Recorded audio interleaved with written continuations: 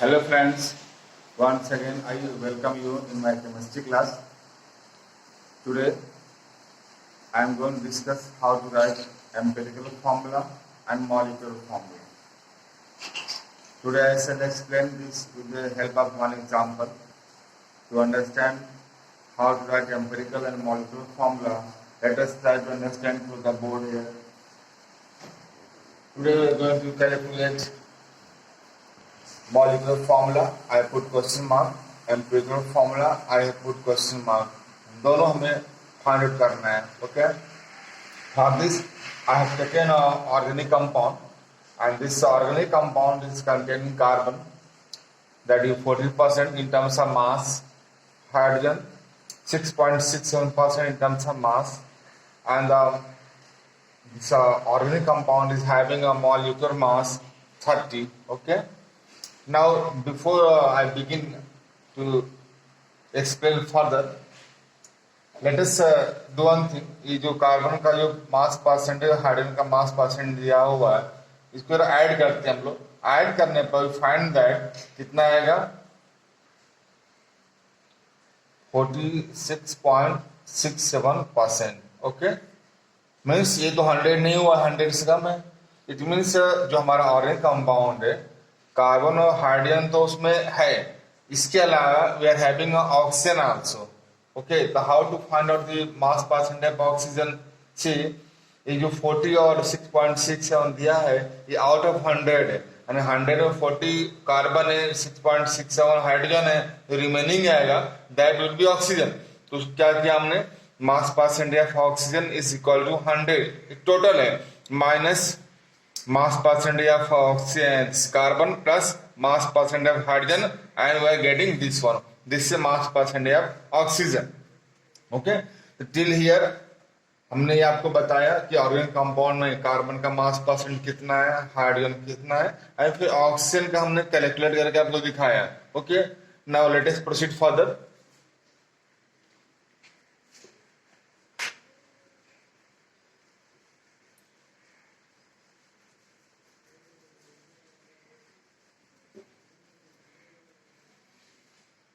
हम सबसे पहले एक टेबल यहां बनाएंगे जहां पर हमारे पास 3 एलिमेंट्स हमको हम यहां लिख लेंगे C H N O. Okay, and ये एलिमेंट्स यहां लिख लेंगे हम लोग एलिमेंट. ये एलिमेंट्स के नेम है कार्बन, हाइड्रोजन, ऑक्सीजन. उसके बाद एटॉमिक मास लिखेंगे हम लोग, एटॉमिक मास. जैसे कि 9th क्लास हमने पढ़ चुके हैं कि कार्बन का जो एटॉमिक मास होता है दैट इज 12.01, हाइड्रोजन का 1.008 एंड इसका 16.00. ओके, नाउ अभी किस परसेंटेज में ये हमारे ऑर्गेनिक कंपाउंड में मौजूद है, in what percentage they are in the organic compound, that here I am writing percentage. Okay, कितना परसेंटेज है, कार्बन 40% है, हाइड्रोजन 6.67% है, एंड ऑक्सीजन जो कि हमने कैलकुलेट किया है 53.3% आ गया. ओके, 30% में मौजूद है. ओके, इनका एटॉमिक मास है. अब हम क्या निकालने जा रहे हैं, relative number of moles. Relative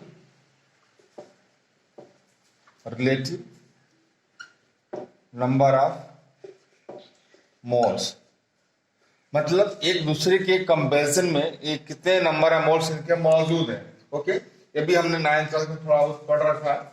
इसमें क्या करेंगे हम लोग, ये जो हमारा गिवन मास है 40, इसको हम डिवाइड करेंगे इसके एटॉमिक मास से 12.01, और ये जो हमारा 6.67 है इसको इसके एटॉमिक मास से डिवाइड करेंगे, और ये जो ऑक्सीजन का जो हमारा गिवन मास है इसको इसके एटॉमिक मास से हमने डिवाइड कर दिया. ओके, अब इसको हम सिंप्लीफाई करेंगे. सिंप्लीफाई कैसे लिखेंगे, simplest mole ratio. Simplest mole ratio. Simplest mole ratio में करेंगे तो इसको डिवाइड करने पर, जो कैलकुलेट करने पर जो वैल्यू आ रही है वो 3.33 आ रहा है. इसको डिवाइड करेंगे 6.62 आएगा, और इसको डिवाइड करेंगे 3.33 आ जाएगा. ओके, अब क्या करना है, इसको और सिंप्लीफाई करना है। सिंप्लीफाई करने में क्या करते हैं हम लोग, देखते हैं कि सबसे कम वैल्यू कौन सी है। सबसे कम वैल्यू ये आ रही है और ये वाली दोनों सेम है, तो इसी में से किसी एक नंबर से लेकर के सबको डिवाइड कर देंगे। क्या आ जाएगा, होल नंबर रेशियो,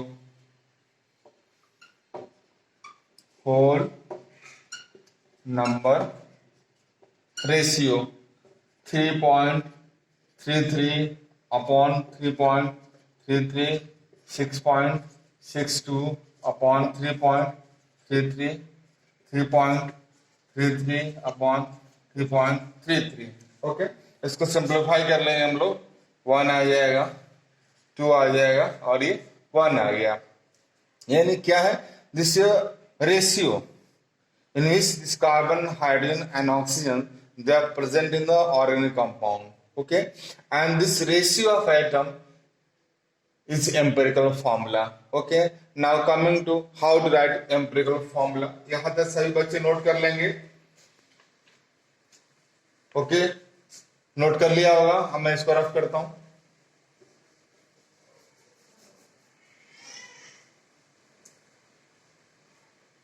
तो हम क्या लिखेंगे, empirical formula,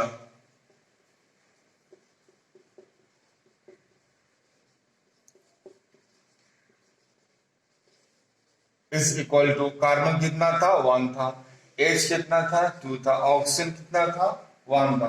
this become empirical formula, जहां पर सिर्फ एटम्स का रेशियो दिया हुआ है, किस रेशियो में एटम्स हमारे ऑर्गेनिक कंपाउंड में प्रेजेंट है। Okay, now how write molecular formula. Okay, to write molecular formula हम लोग सबसे पहले क्या करेंगे, इसका हम एम्पिरिकल फॉर्मूला मास निकालेंगे।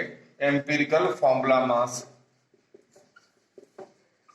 एम्पिरिकल फॉर्मूला मास, जो एम्पिरिकल फॉर्मूला मास होता है ठीक मॉलिक्यूलर मास की तरह होता है, और जैसे मॉलिक्यूलर मास कैलकुलेट करते हैं आप, वैसे एम्पिरिकल फॉर्मूला मास को कैलकुलेट करेंगे। कैसे, यहाँ कार्बन का नंबर ऑफ एटम कितना दिया, 1 दिया है, और 1 कार्बन का एटॉमिक मास कितना होता है, 12.01, प्लस हाइड्रोजन का नंबर ऑफ एटम कितना दिया है, 2 दिया है, इसका एटॉमिक मास कितना होता है, 1.008, प्लस ऑक्सीजन का नंबर ऑफ एटम कितना दिया है, 1 दिया है, एटॉमिक मास 16.0, इसको ऐड करोगे आएगा 30 AMU, यानी AMU means atomic mass unit. Okay, question में कोई इंफॉर्मेशन दिया हुआ है, मॉलिक्यूलर मास दिया हुआ है, जो हमारा ऑर्गेनिक कंपाउंड है उसका मॉलिक्यूलर मास दे रखा है इक्वल टू 30, गॉट इट, 30 पूरा लिख लेते हैं हम लोग, एटॉमिक मास यूनिट। यानी एम्पिरिकल फॉर्मूला मास हमने यहां से कैलकुलेट कर लिया, और मॉलिक्यूलर मास तो क्वेश्चन में दिया ही हुआ था। अब इसके आगे हम क्या करेंगे कि एम्पिरिकल फॉर्मूला मास और मॉलिक्यूलर फॉर्मूला मास में एक रिलेशनशिप होता है, उसको याद रखना पड़ेगा हमें। तो यहां नोट कर लें सही बच्चे, फिर आगे बढ़ते हैं।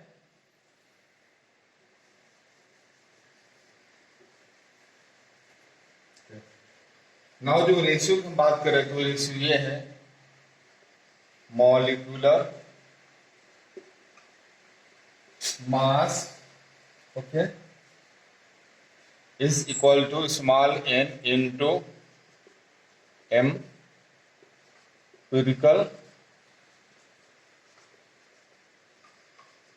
Formula mass. ओके, तो n का तो वैल्यू हमें मालूम नहीं है, एम्पिरिकल फॉर्मूला मास 30 आया था एंड मॉलिक्यूलर मास 30 आया था, तो हमने यहां से n की वैल्यू कैलकुलेट कर ली, 30/30 इक्वल टू 1। ओके, 1 आ गया n की वैल्यू। अब हम मॉलिक्यूलर फॉर्मूला लिख सकते हैं, यहां से बहुत आसान हो गया हमारे लिए। अब मॉलिक्यूलर फॉर्मूला